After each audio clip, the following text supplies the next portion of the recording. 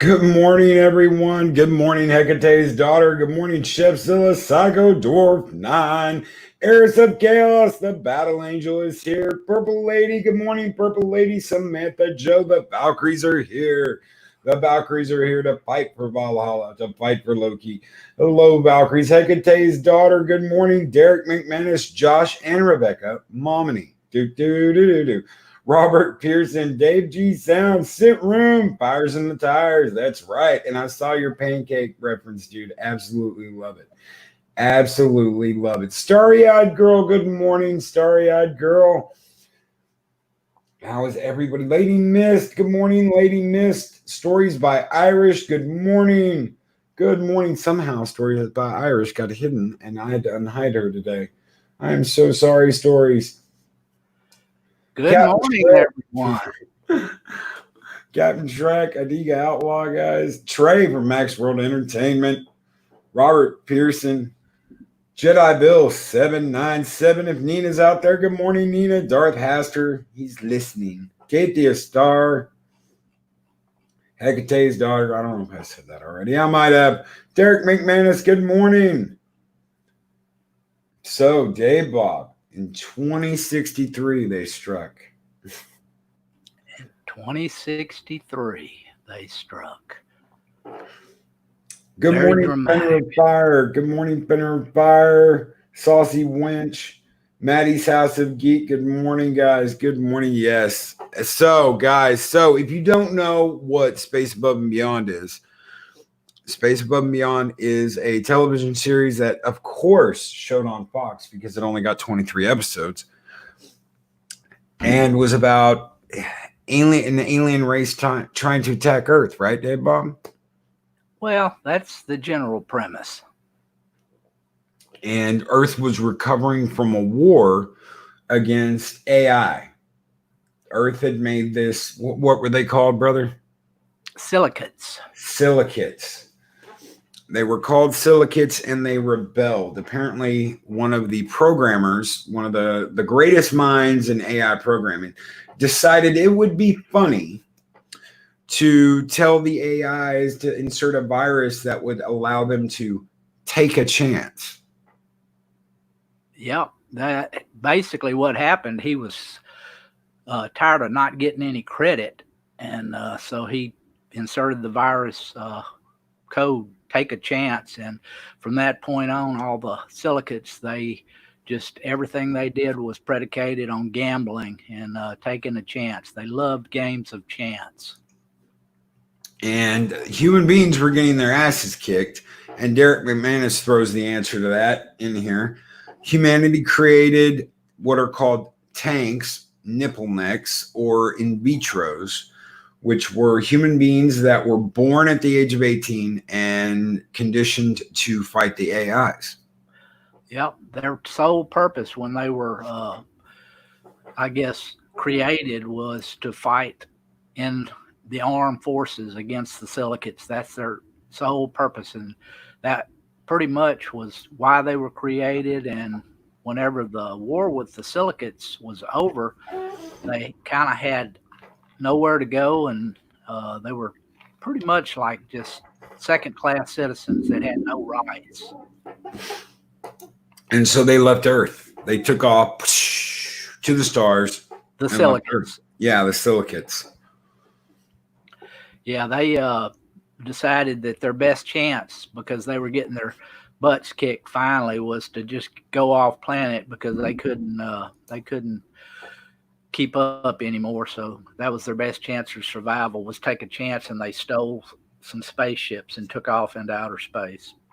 Now, this is set, like we said, in 2063, and humanity, while they don't have any kind of faster than light travel, they just have very large ships, but what they have are wormholes that are not open all the time, but they are predictable enough to where they can calculate when they're going to open and when they're going to close, and they can run their business through space that way. And that's how they get to distant stars. They don't have faster than light travel. No, they not. And Hecate's daughter says nipple necks was a nasty racial slur. Yes, it was. Yes, it was. Tanks also Yeah, was tanks a wasn't too racial nice.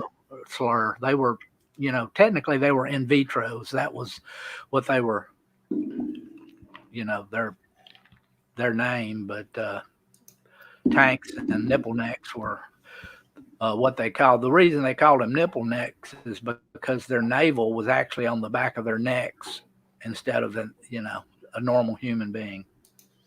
Yep. And greetings, Trey. Greetings, Tyron Beard. How are you guys doing? Trey says he was sitting there and saying hellos, and boom, his PC crashed. Black screen of death. Isn't that always so much fun?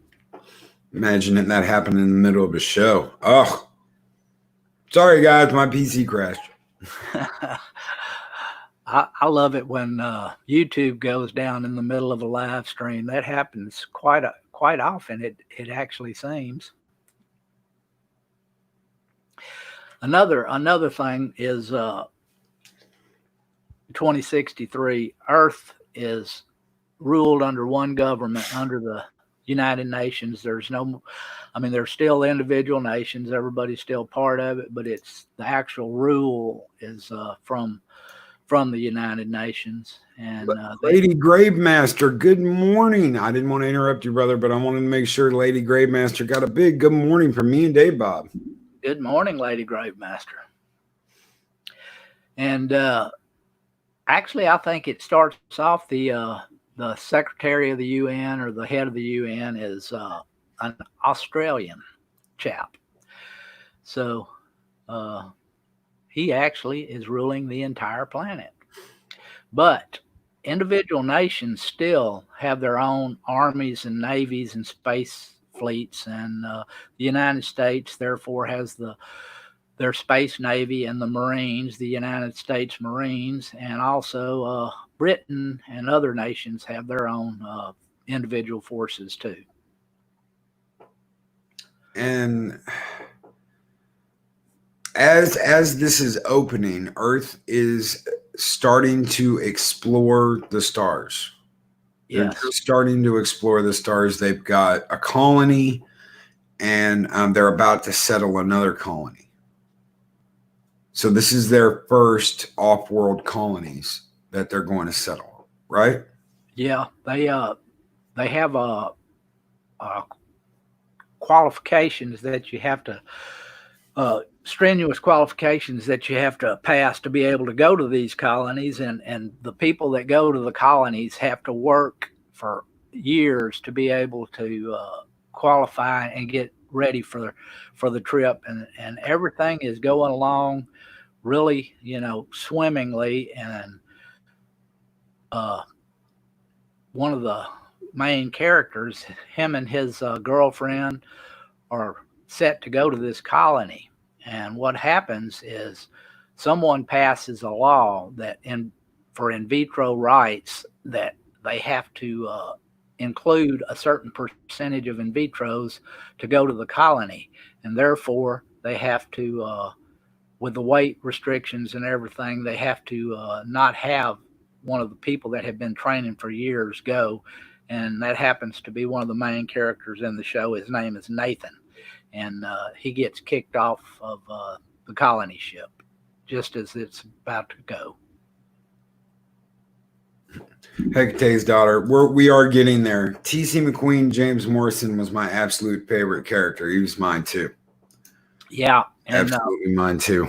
Most people won't realize this, but R. Lee Ermey was a guest star on the original pilot episodes of this as a gunnery trained drill sergeant, and of course he's R. Lee Ermey all the way.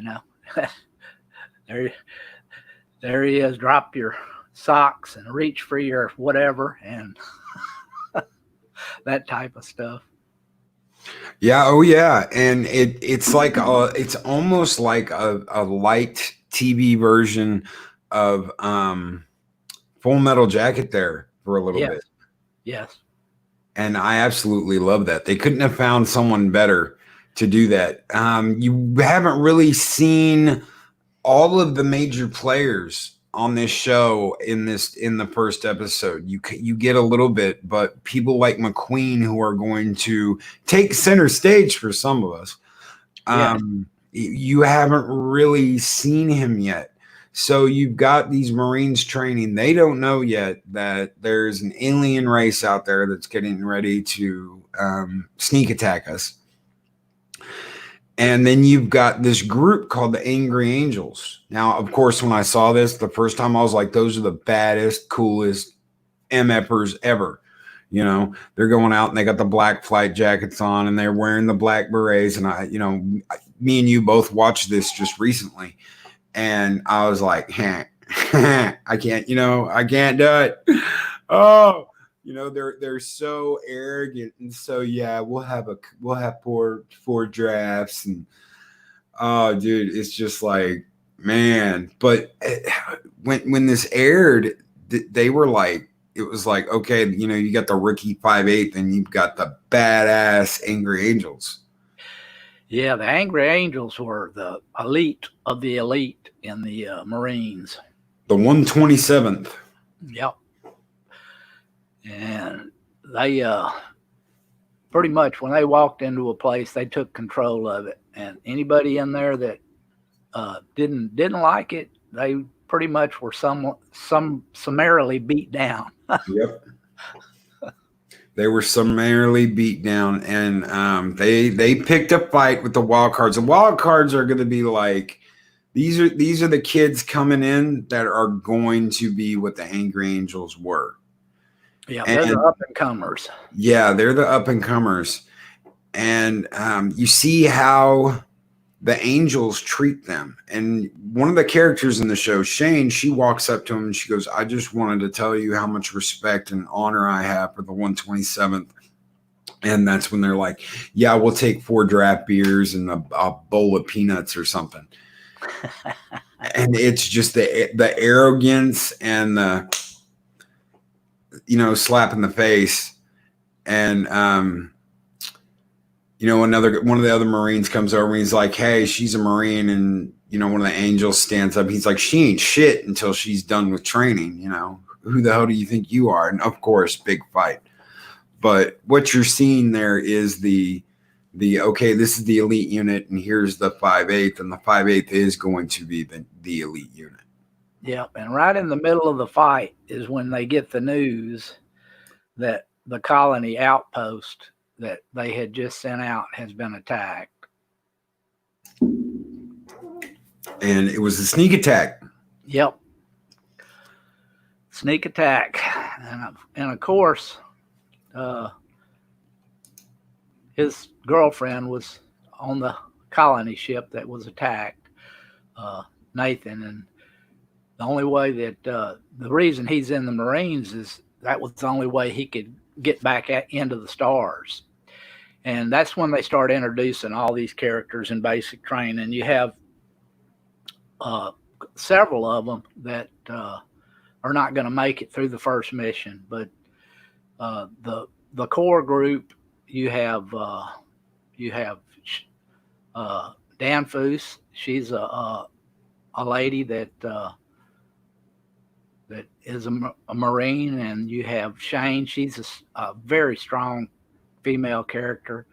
Then you have Nathan, your typical cocky asshole, but and there's several other ones. And then you have I can't even remember his name. Dang, I just watched it. The in vitro, the one that doesn't really want to be there. The only reason he's there is because it was either go to jail or join the Marines.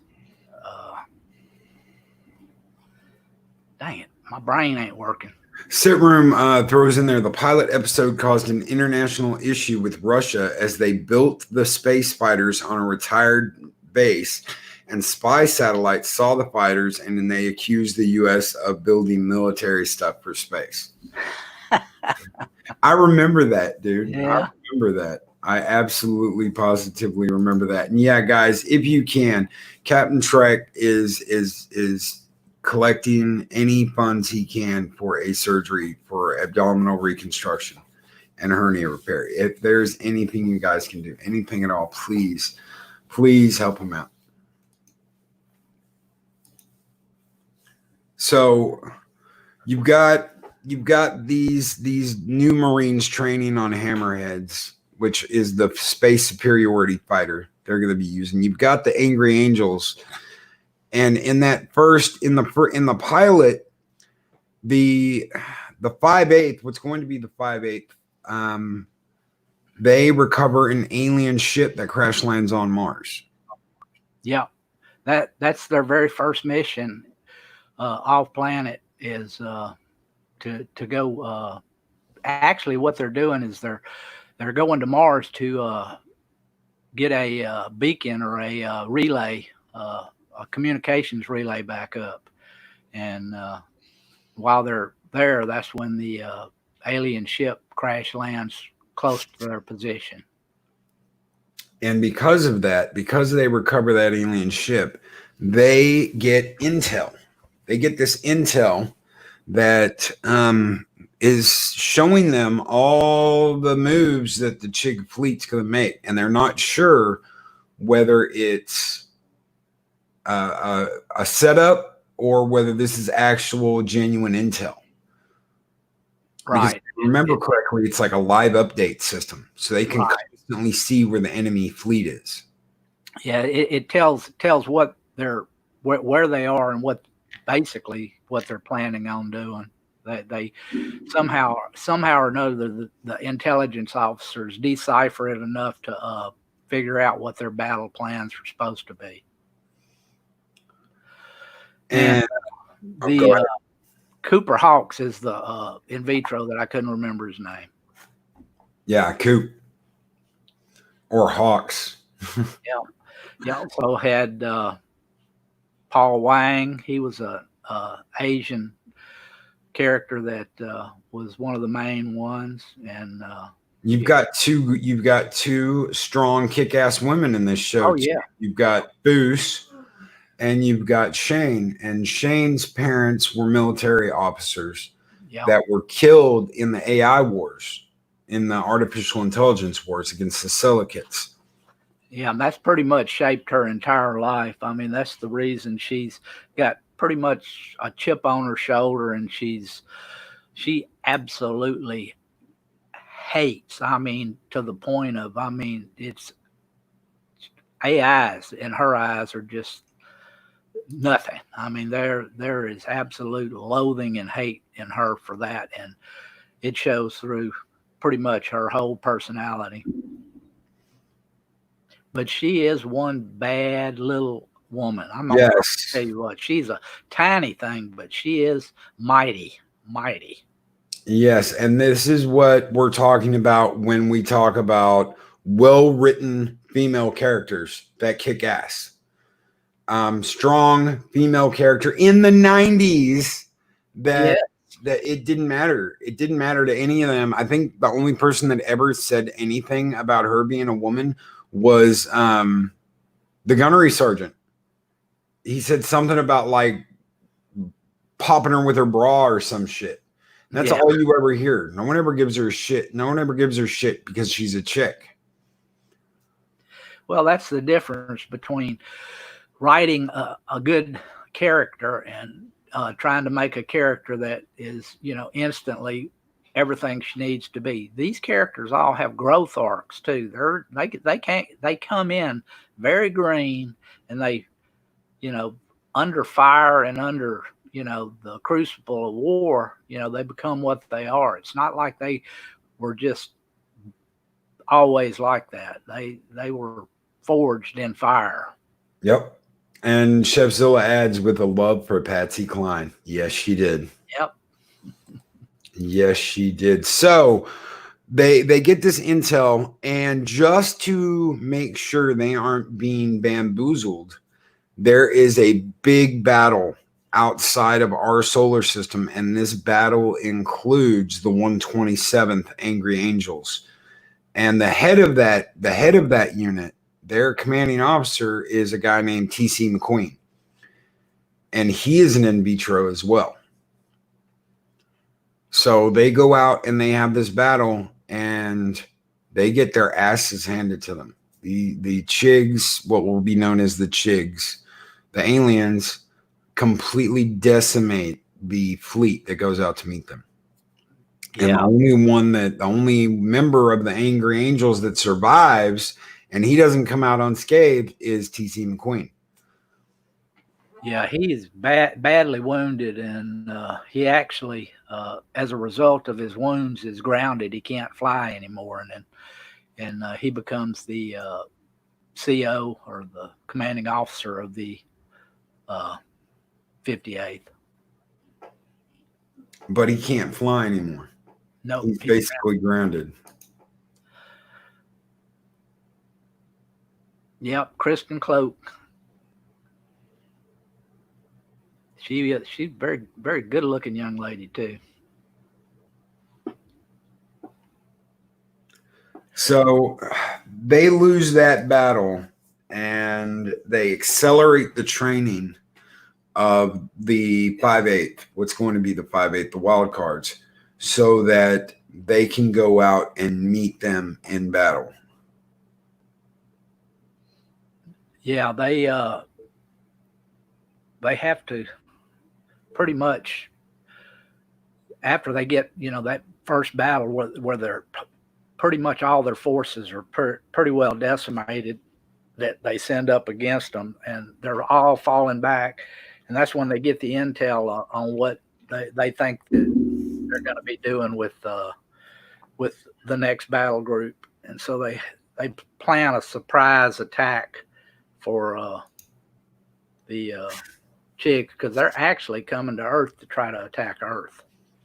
Yeah, they are on their way to Earth to attack Earth, and the on Earth they think that the aliens have a weak, like very, very rudimentary form of FTL, but they mainly use the wormholes we talked about earlier too. Right. They do have some either FTL or light speed drive, but that's used not very much. They use wormholes just like the humans do. Probably a lot more economical.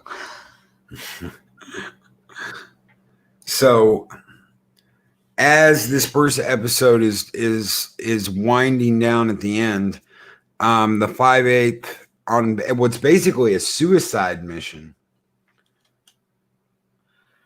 goes out to basically lay a trap for the Chigs and fight to the death, to their death. They're pretty much positioned out on the edge of the solar system in a asteroid rubble or rings of a planet, hiding out, waiting on them to come by, just to make sure that they don't get by them, and that they will have the element of surprise on their hands whenever the alien fleet comes by.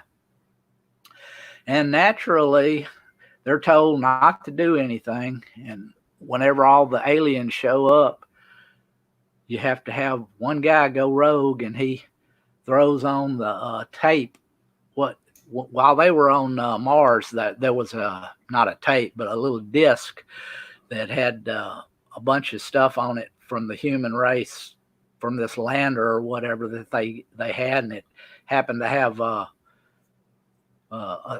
song on there that he puts on and comes out of the hiding with that song blaring in the background, and it's, hey ho, let's go. Hey ho, by the Ramones, let's go. Yeah. And he comes screaming out of there, and they just start blowing the crap out of the Chigs. And they're able to stop them. They're able to stop them in their tracks, and they all get medals pinned on their chest, and they saved the day that day. I saved the world another day. Yeah, they lost several of their number during this, and also when they were on Mars, they lost one or two of their number there too from the 58. Yep, that was Pags. See, that was an interesting thing for me. Yeah. that I hadn't seen before. They introduced a character. This was very Battlestar remake before Battlestar remake. They introduced this character, and you get to know this character, and you're like, oh, cool, and they called him Pags because he was like a dog or something. He was a good dude too. Yeah. And they start building this relationship between him and Cooper Hawks. And Cooper gets in a fight with one of the guys, and Pags goes to help him. He's like, I don't want your help. He's like, it's just a hand, dude. Take it. Yeah. And they start kind of getting a little buddy, and then boom, Pags is gone, and you're like, son of a bitch, dude. What happened? They killed a guy. They killed a guy on the first episode. Yeah, and that's one of the things that kind of brought Cooper around to where he cared about other people and not just himself.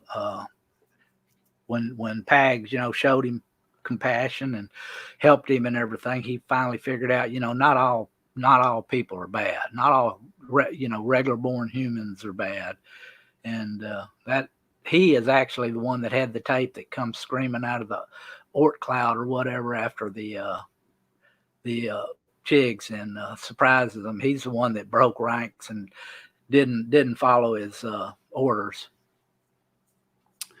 And Matthew Birkeland, yes, indeed, that is part of the 6 episodes we watched just recently, and we're going to talk more about this in the next couple of weeks. But yeah, they were transporting in vitros in the tubes. They hadn't been born yet. They hadn't popped out of the tubes yet. And I think the name of that is Mutiny. Mutiny, yes. The name of that episode is Mutiny. And the ship is damaged and being hunted by this cloaked Chiggy ship. It's able to hide in the coronosphere of a star or something. Yeah. There's actually a pair of stars or something that are sending off flares between each other or something. Yep. And the ship there all along gets damaged, and they've got to turn off life support. And it's either kill 400 people, 400 regular humans in cryo, or kill 100-something tanks. There was like 124 tanks in the tubes that hadn't been born yet. So, yeah, they're still in vitro. They haven't even been brought out of in vitro yet. That's I think that's like the 4th episode or something like that. But second episode is when they go to the colony where the Chigs first attack, and they find a guy that's on there that survived. Farthest man from home. Yeah, farthest man from home. And he is bug nuts. Yep, he has absolutely lost it. He's flipping out. He can't be around bright light. He has absolutely lost his mind. Well, he's one of the only survivors of the colony ship going down. And they bring him back to the battleship. What is the Saratoga? I think that's Saratoga. Yes, sir. Bring him back to the Saratoga, and that's where you see one of the. I guess I'm kind of hesitant on what to actually call this guy. He's from Aerotech. He's from the corporation that Zool, Mr. Zool. Yeah, Mr. Zool. He's there, and he kind of takes this guy off with him, and kind of underhandedly sneaks him out to where the military can't really do a whole lot with him. Seems like the military is actually working with him, in the background too. You start to get the idea that maybe, just maybe, everything isn't above board. Yeah. Because he tells this guy is like huddled in a corner. He's like, farthest man from home. Farthest man from home.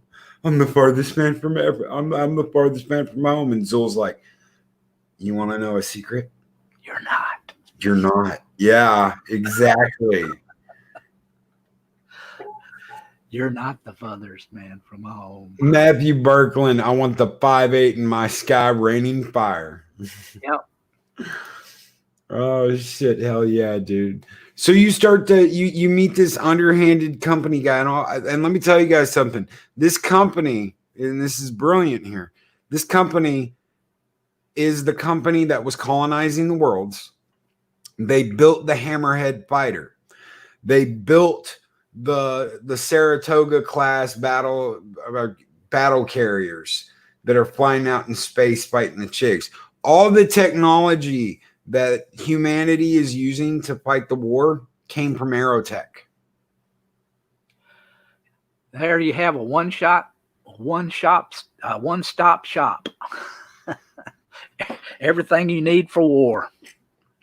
So they're building all of this.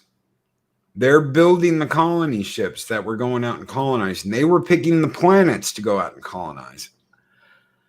Yeah. They pretty much run the show. Well, it's also where you see West, he goes AWOL, basically. He thinks his girlfriend might still be alive on the planet because he actually got into that part of the ship where this guy was being held, and he talked to him, and he was told that his girlfriend was one of the ones that may have survived. And so he goes AWOL and goes screaming over to that planet. They just happened to be in the vicinity of the planet at the time. Of course, they had to be because they picked the guy up from there. But so he goes in, and as he's going in, his ship is disabled. And so they have to send the rest of the 58 to help him out. Or actually, they're supposed to be on another mission, and they transfer a couple of them over there to help him out. Well, they go, yeah, it's Shane and Hawks go AWOL. Yeah. Yeah. Well, it's basically all of them, and those two decide the rest of them go on, and they'll go help West out. So they go to the planet to help him out. And while he's down there, he does find out that there are some survivors down there. And not just that, he finds it's almost like a ceramic case. Yeah. He's like messing with the dirt on this planet in a cave. And two of the survivors tell him they will not come in here. They will not come in here. And he's messing with the dirt, and he cracks this ceramic case, and there's an alien arm. There's a boned alien arm, and it's got like bony ridges on it. You can tell it's alien. It's not a human arm. And you start to wonder, okay, how did that get there? Because it looks like it's been there for a long time. Yeah, the reason they won't come in there is because they're afraid of the dead. Or they won't go in anywhere that has bodies in it. Yeah, they do not like the dead at all. They are afraid of the dead. They cut the eyes and the heart out. If I'm not mistaken, our good friend Ray Butts tells us that they cut the eyes and the heart out to make sure that they can't come. Is it because they can't come back? Yeah, so they can't follow them. They can't do them any harm because they can't find them. Yeah, so Matthew Birkeland, that's right. It's a tomb. And the ship, obviously the ship that was carrying the colonists, no one on the ship knew that. You don't know how if anybody on Earth knew that. But at the time, we didn't know about it. Yeah, at the time, we didn't know about that. But both of the colonies were like that. Both of the colonies that these things destroyed were like that. But they get off planet, and when they get back, back to the ship, they're lucky they didn't get court-martialed, but they kind of breezed their way through that. They had to actually send, I think, didn't they have? Man, I watched this about 2 weeks ago, and I should have rewatched it again. But didn't they have to send a troop carrier to get them off the planet? Yep, they had to send a troop carrier to get them off planet. But everybody that went, they ended up getting back to the Saratoga. So then we come on to the point where they have to go on a mission to a refueling depot. Helium 3. A helium 3 depot, and this is super important for the all the fighters and the transports. This is what's gonna fuel the war. Not only for the humans, but for the Chigs too. Yeah, the Chigs need this too. So the aliens need this helium 3 too. The 5/8, of course, drop boots, ground and pound, get it to the refinery. And it has been taken over by silicates. This is the first time you ever see the silicates. You hear them and you see like these lights, but you never actually get to see them until this episode. Yeah, they the sound that they make is so distinctive that when you hear that sound, I mean, you know what's coming. Yeah, it's like almost like listening to like a computer try and talk. Yeah, clicking and popping, and just it's a very distinct sound. When you hear that, it's silicates, you know. Yeah, you know. So when you hear this any other time for the rest of the show, you immediately know. And that's something that Shane brings up immediately is silicates. She can hear the damn things, and she knows. And as soon as she sees them, she starts flipping out. Oh yeah, she absolutely just loses her shit. And she ends up getting one, and she knows how to torture it. She knows how to torture the damn thing, right? Yeah, she figures out. Well, actually, Nathan, yeah, the one that tells her how to do all of it, and he figured that they're all connected by internal modems, and they're always in contact with each other, and everything that one silicate knows, the other silicates know. It's like Borg or whatever. They're all interconnected. They're just totally interconnected. And one of the things you learn at the time is that the humans, when they created the silicates, they created them to be very beautiful and everything. And, you know, they're almost like perfect representations of the humanoid form. The only difference when you look at them is their eyes are really, really strange looking. They look like almost crosshairs or something are built into their eyes. Yep. At the time, the silicates, they've been out and away from Earth and with no repair parts and everything, and they're starting to break down. They're kind of looking, you know, like they're getting into tatters. They have pieces of their skin hanging off, and, you know, you can see circuits and stuff inside of them. You know, they've been out for a long time, and they're, you know, pretty much, like I said, they're breaking down. So they're able to deal with these guys, and one of the ways they're able to deal with them is the programming.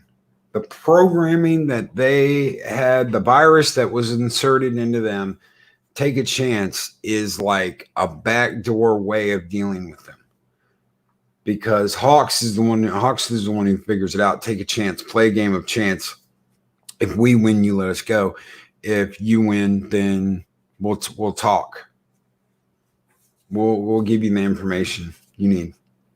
And then they end up playing for their lives because something happens. I can't remember what happened. I think one of them got killed. Yeah, I think that's what the one West and Shane killed. They killed one, and when they killed that one, they said, "You're not playing for, you know, information now. You're playing for your life." Yeah, you're playing for your lives. And these are not nice people. It's either this way or that way. There is no middle ground when dealing. They have no emotion. They have no feeling about it one way or another. To them, you know, the flip of the card, life or death, has absolutely no meaning for them. No, it doesn't. Absolutely doesn't. And Sam, if you're trying to find it, it's going to be difficult. But if you want to watch this series, There's a couple places you can look for it. It's just it's very, very difficult to find it new because this came out. I think they re-released the DVDs in 2010, and that was the last time they were out. Yeah, they only had this one run of them too. I don't believe they ever had any other runs of them. Nope. No, you can find it on eBay if you look. Sometimes they're a little pricey. Sometimes you can get a good deal. You just kind of got to watch out for them. And Matthew Birkeland says, yeah, the guy that uploaded the virus was mad at his boss. Yeah, he wasn't getting any credit. Yeah, his boss was taking all the credit. His boss was taking all the credit. So what ends up happening is most of the 58 personnel that are on the planet, there's, the main 5 basically, they're all pinned down except for Shane is the only one that's not with the main group. And they're pinned down by the silicates, and all of a sudden you see, her slipping through there, killing one here, killing one there, and then the next thing you know, she comes in looking like Ellen Ripley on steroids with guns hanging off of everything, and she absolutely massacres the shit out of every one of the silicates that are in that room, and a few of the other ones get away and go run into their ship with the helium-3 and take off. And that's the end of that, isn't it? No, she ends up actually getting a type of Stinger missile and taking that thing out of the sky while they're heading out. And she was told not to do that. Yeah, she was told not to, but she hates them so much she did it anyway. I mean, she pretty much, did that on her own. Have a good drive, Battle Angel. We'll see you tomorrow. Goodbye, Eris. Love you. So let's before, because we're running out of time here. Before we run out of time, let's talk about Ray Butts. Oh yeah. We already talked a little bit about mutiny when they had to go ahead and kill all the tanks. And just as a side note, Cooper found out that he had basically what is called a sister that died, and when they had to shut down the life support to the tank section, it was the same batch and everything where he was made, same genetic pool. But anyhow, we're going to go on to Ray Butts. I'll let you start off with how he comes in. Dum dum dum dum dum dum dum bum bum bum bum bum bum bum. Man in Black. That's how he comes in. Yep. You see a hammerhead, one of the fighters, just floating in space, and it's floating towards the Saratoga, the carrier that the 5/8 are on. And it actually is got some kind of guidance that it is going on, but you can tell looking through the cockpit that the pilot is totally unconscious. I don't know how in the world that this ship, it has some kind of super secret tech in it or whatever that overrides everything on the ship, opens up the bay doors, and brings the ship in with him being just totally out of it. Yeah, and they lock the doors. They lock the bay doors. McQueen, they're alerted in the CIC that the ship's inbound.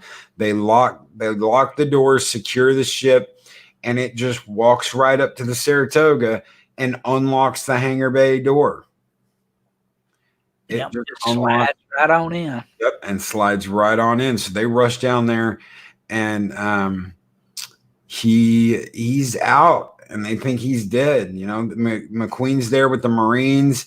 And one of the Marines is like, he's dead, sir. And suddenly he opens his eyes and starts beating everybody's ass. And he beat the crap out of everyone. And McQueen, they're fighting and they fall down into the hangar deck. And McQueen's looking down as he's beating the shit out of these Marines. And he's like, well, what does it feel like getting your ass kicked by a dead man?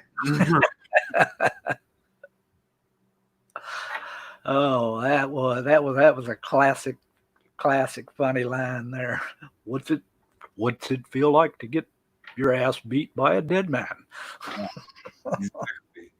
And no, Mountains of Elysium, I cannot either. I cannot listen to Ring of Fire without thinking about that either. I love Johnny Cash, guys. I absolutely love Johnny Cash. If I had a favorite singer from the olden days, it'd be Johnny Cash. Oh yeah, Man in Black. He's it. Yep. So the next thing you see is McQueen interrogating this guy.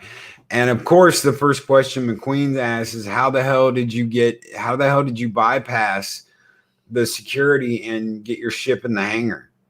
And he says, I would suggest looking at the HBLM. And I didn't know what that meant for the longest time. And it's hangar bay locking module. Yep. What you pretty much find out is this guy is deep black ops. Deep black ops. He has connections and he can pull strings. And McQueen pretty much tells him, I've got a string I can pull. And old Ray looks at him and says, "You may have strings." He says, "I have a rope." That's right. He does. Whoever the hell is the top dog, Ray Butts is stuck to his ass like glue. Yeah, Ray Butts is just under the top dog. Yeah, and anything Ray Butts wants, Ray Butts gets. So there's nothing McQueen can do. McQueen can pull all the strings he wants to. This guy, as of right now, is there and there to stay. And he's going to recruit the 5/8. He picks a fight with the 5/8. And then it's like, whoa. You guys are the 5/8? You guys fought at the Battle of the Belt? Nah, not you guys. Yeah, he pretty much gets them all riled up just to see what they'll do. And he finds out that they all, stick together and help each other out. And that's when he decides he's going to take over that group for his purposes. Thank you for being here this morning, Trey. You take care, brother. So yeah, Trey. See you later, bud.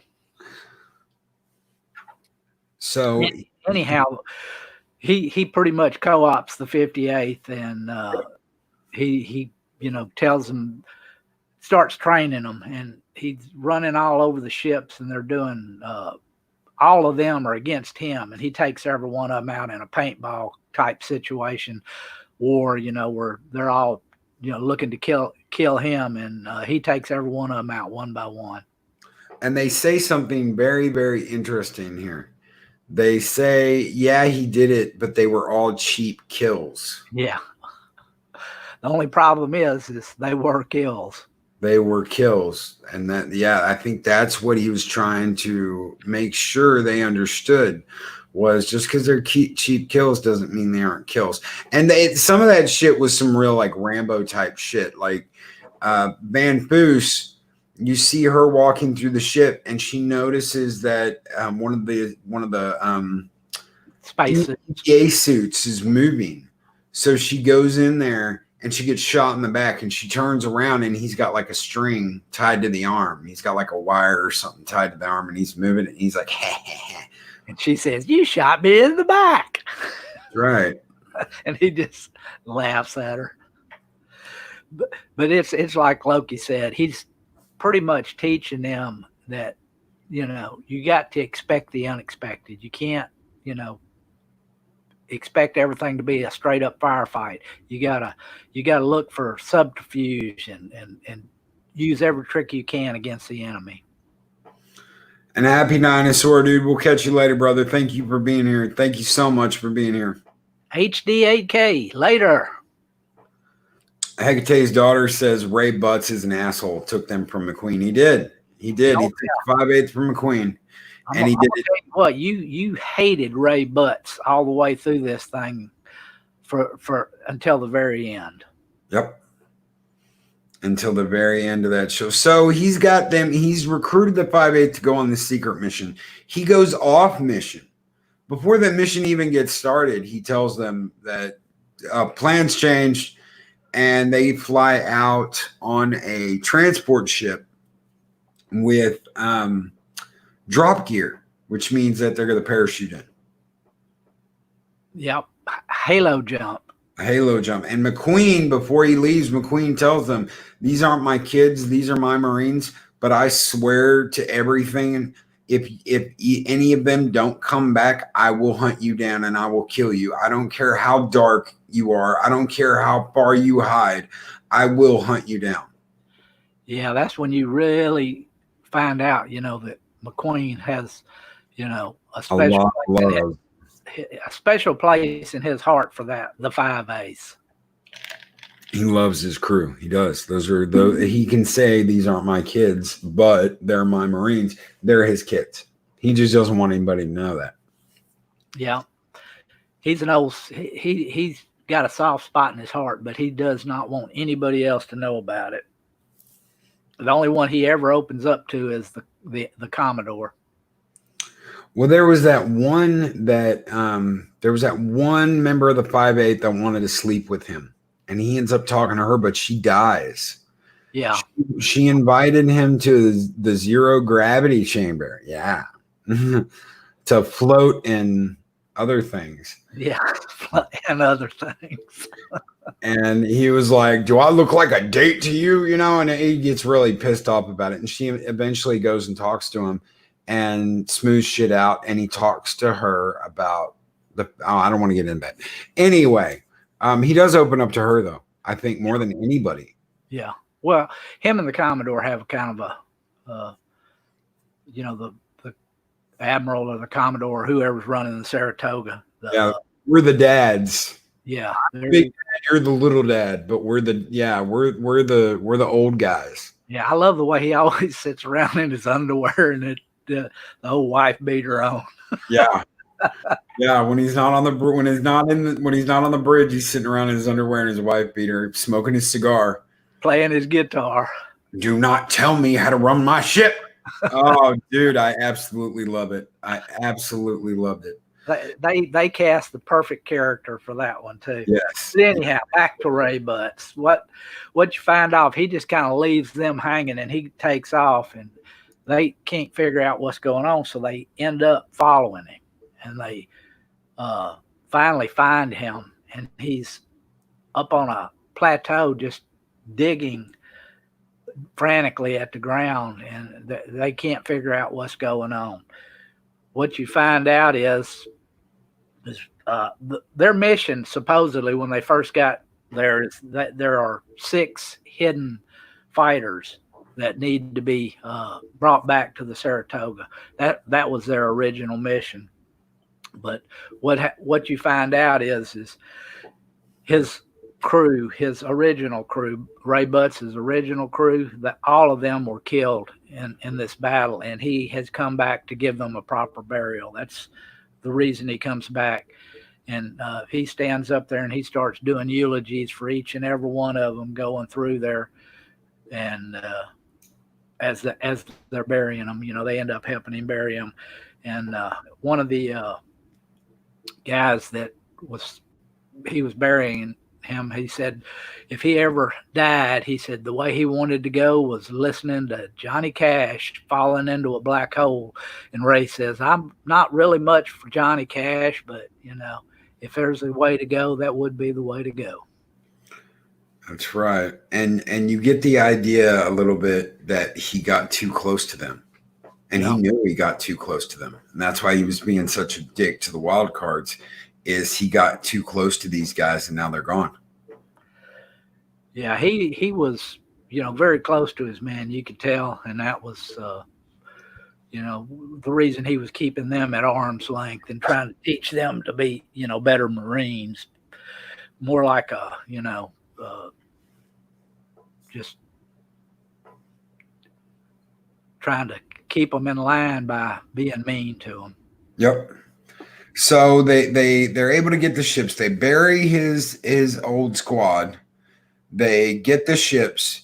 They're hauling ass back, and this planet that they're on is like right next door to a black hole. Yep.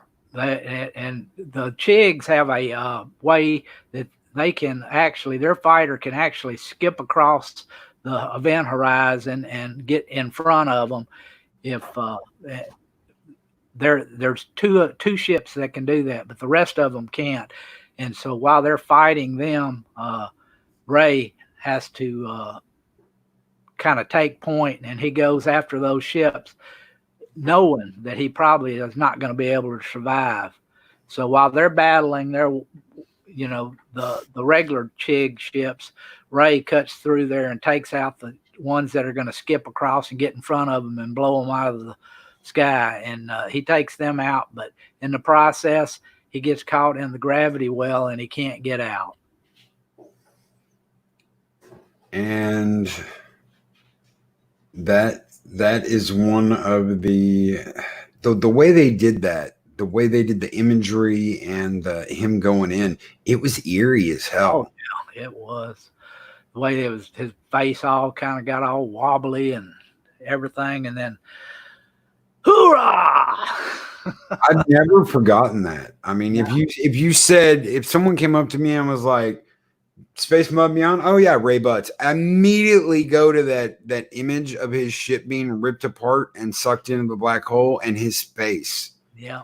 It's like one of those things I'll just never forget, because I was like, that is screwed up. That is absolutely messed up. It's one of those like things that's burned into your brain. Yeah. And boom, boom, boom, boom, boom, boom, boom. So he's always talking about how it's easy as a stack of pancakes. Yeah, easy as eating pancakes. Easy as eating pancakes. So when the 58th get back to the Saratoga, they said, come on in. We got, a special mess for y'all. And when they came in, they opened up the lid on the dinner, and it was a big stack of pancakes. And Wes starts it off. He just gets him a big stack, and he goes over to the disposal chute and sends them out the disposal chute, and all of them follow suit. And you just see, dozens and dozens of pancakes flying through space with the Johnny Cash playing in the background. Yep. And guys, that is where we are going to end it today. Thank you so much. This is just part one of this. We're going to go over another 6 episodes next Thursday. Thank you very much for being here. Me and Adiga later tonight are going to have Midnights of Madness and are going to talk about the Olympian gods. Since we talked about the Titans last week, we're going to talk about the Olympians. We're going to talk about Zeus and his brethren, and maybe even get into some demigod action tonight. Cross our fingers. Hercules. Hercules.